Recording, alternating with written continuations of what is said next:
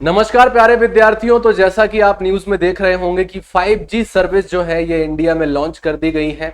और ये 5G service होती क्या है, 5G सर्विस के फायदे क्या है, 5G सर्विस जो है इसका टैरिफ प्लान क्या होने वाला है, 5G सर्विस जो है ये देश के किन किन राज्यों में या किन विशेष क्षेत्रों में लागू की गई है, और 5G सर्विस जो है इससे फायदा क्या होने वाला है, अभी जो हम 4th जनरेशन में यूज कर रहे हैं ये कैसे वर्क कर रहा है और कैसे 5G जो है इसको प्रतिस्थापित करेगा, ये सारी चीजें हम अपने आज के वीडियो में देखने वाले हैं। तो नमस्कार प्यारे साथियों, ऑल एग्जाम प्लेस के ऑनलाइन प्लेटफॉर्म पर मैं सचिन शर्मा आप सभी प्यारे साथियों का बहुत बहुत स्वागत करता हूं। तो चलिए देखते हैं कि ये 5G सर्विस जो है हमारी ये क्या है। देखिए, तो 5G launch in India, Bharat में 5G सेवाएं 1 अक्टूबर यानी आज से शुरू होंगी। जानिए इसका कितना होगा टैरिफ, उपलब्धता और इसके बारे में कंप्लीट इंफॉर्मेशन मैं आज आपको यहां पर प्रोवाइड करने वाला हूं। यह आपके सामने दैनिक भास्कर की खबर है। देखिए हुआ क्या है, पहले तो मामला समझ लेते हैं। हाल ही में हमारे प्रधानमंत्री महोदय ने नई दिल्ली के प्रगति मैदान में आयोजित होने वाले भारतीय मोबाइल कांग्रेस के 6वें संस्करण में सुबह 10 बजे 5G सेवाओं का शुभारंभ किया। 5G तकनीक भारत में मोबाइल उपयोगकर्ताओं को बिना किसी बाधा के कवरेज, उच्च डेटा दर, कम विलंबता और विश्वसनीय संचार प्रदान करने का वादा करती है। यह ऊर्जा दक्षता, स्पेक्ट्रम दक्षता और नेटवर्क दक्षता में वृद्धि करेगा। देश के दो सबसे बड़े दूरसंचार सेवा प्रदाताओं एयरटेल और रिलायंस जियो ने घोषणा की है कि वे इस साल 5G सेवाएं शुरू करेंगे। हालांकि अभी तक टैरिफ जो है, यानी कि जब आप 5G सेवाएं यूज करेंगे अपने नेटवर्क पर तो उसका टैरिफ प्लान क्या होने वाला है, इसकी घोषणा तो अभी तक नहीं की है, ना स्पष्टता की है। और उपयोगकर्ता जो है ये कब से 5G सेवाओं तक जो है पहुंच अपनी सुनिश्चित कर पाएंगे। देश में 5G सेवा शुरू होने के बारे में सारी बातें जो है आज हम अपने इस वीडियो में डिस्कस करेंगे। तो माननीय प्रधानमंत्री महोदय ने स्टार्ट तो कर दिया, बट टैरिफ वगैरह जो है ये भी हम देखेंगे क्या होने वाला है।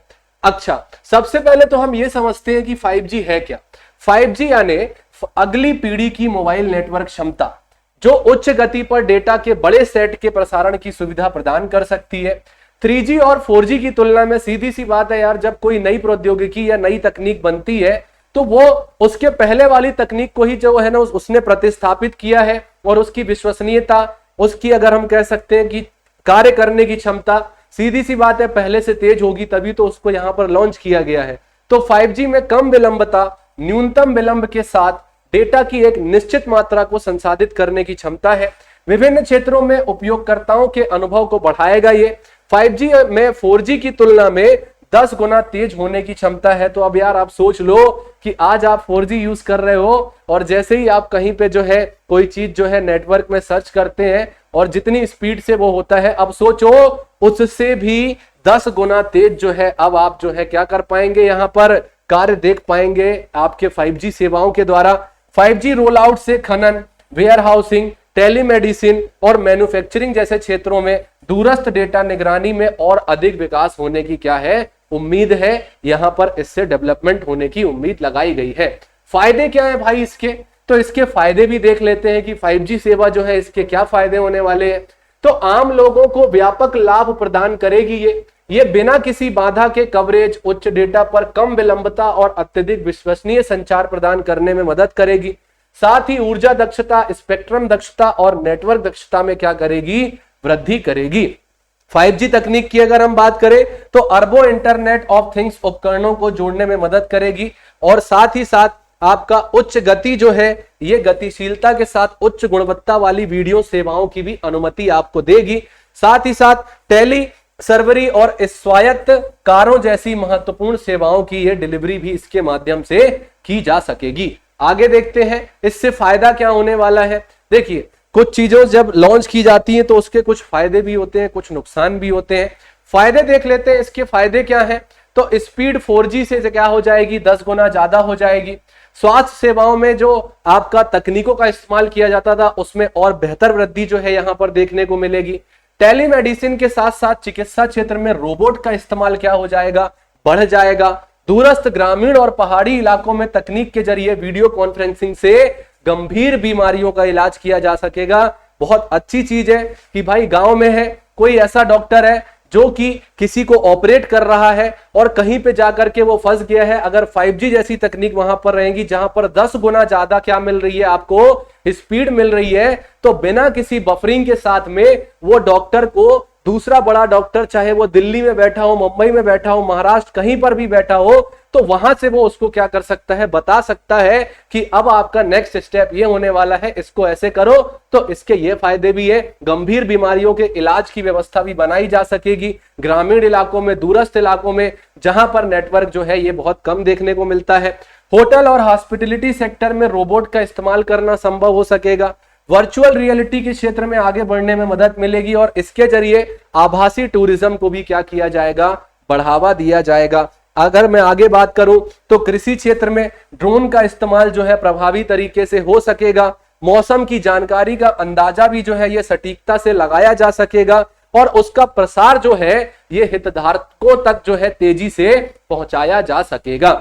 आगे भारत में कौन है जो 5G सेवाएं लॉन्च करेंगे, तो आप सभी को पता है ये दो बड़ी कंपनियां हैं, जाइंट बोल सकते हैं आप इनको। अगर मैं बात करूं तो रिलायंस जियो और एयरटेल जो है इसमें सबसे आगे है। वहीं वोडाफोन आइडिया सहित टेलीकॉम दिग्गजों ने 1 अगस्त को संपन्न स्पेक्ट्रम के लिए मेगा नीलामी में इन्होंने हिस्सा लिया था, जहां उन्हें 1.56 लाख करोड़ रुपए के संयुक्त मूल्य के लिए इन्होंने बोली लगाई थी। पिछली कई रिपोर्टों से पता चलता है कि भारत में 5G सेवाओं को लॉन्च करने में एयरटेल और जियो जो हैं ये क्या होंगे, सबसे आगे होंगे। क्या होंगे, सबसे आगे होंगे।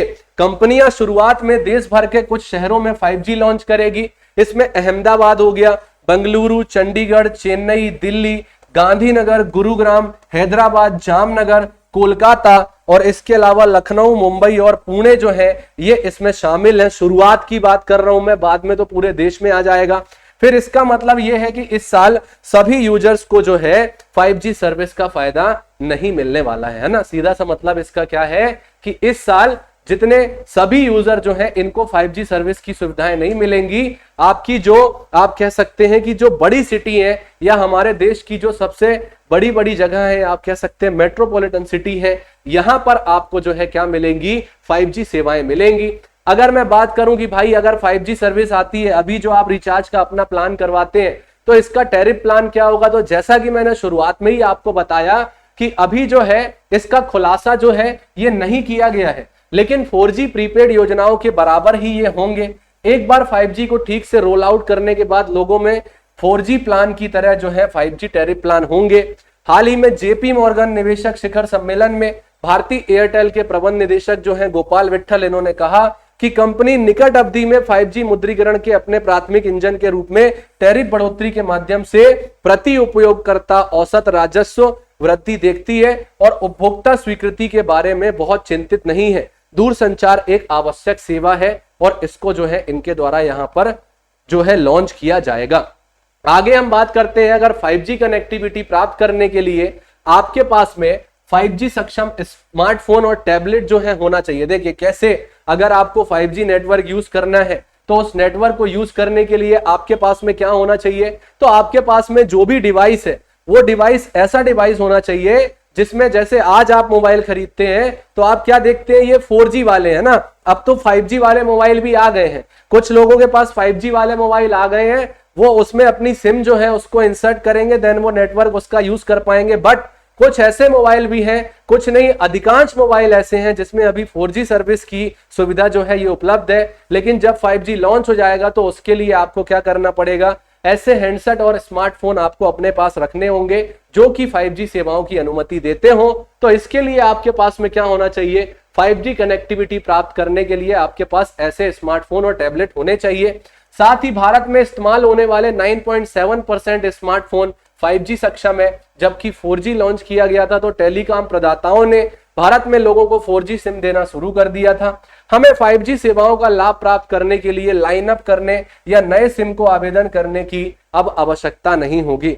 एक 4G सिम 5G संचालित फोन में काम कर सकता है। हालांकि आप 5G क्षमताओं का पूरा लाभ नहीं उठा पाएंगे।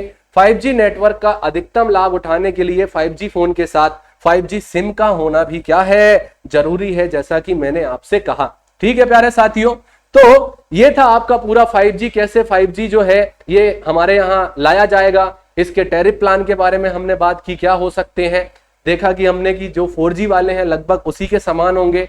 साथ ही साथ 5G होता क्या है, कैसे ये ऑपरेट करेगा, अभी कौन कौन सी सिटी में स्टार्ट किया जाएगा, कब जो है पूरे देशवासी जो है इसका यूज कर पाएंगे, तो ये सारी जानकारी हमने यहाँ पर देखी। अब मैं आपसे ये जानना चाहता हूं कि 5G के लाभ तो हमने देख लिए, लेकिन आपको क्या लगता है कि क्या 5G हमारे देश में सक्सेसफुल हो पाएगा? क्या 5G की सुविधाएं जो है ये हमारे लिए उतनी अच्छी हो पाएंगी, या फिर आप जो है 5G में कौन सी कमियां देखते हैं, या वो कौन सी चीजें जो है और यहां पर ऐड करनी चाहिए ताकि 5G सुविधाओं को और बेहतर हमारे देश में बनाया जा सके? तो कमेंट बॉक्स में आपके जवाब सादर आमंत्रित हैं, बिल्कुल आप कमेंट करें। साथ ही साथ चैनल पर नए हैं तो चैनल को सब्सक्राइब जरूर करिएगा, वीडियो को अपने दोस्तों के साथ शेयर जरूर करिएगा, और आपसे हमारी मुलाकात होगी हमारे नेक्स्ट वीडियो लेक्चर में। तब तक के लिए नमस्कार, जय हिंद, जय Bharat, and thank you so much for watching this video.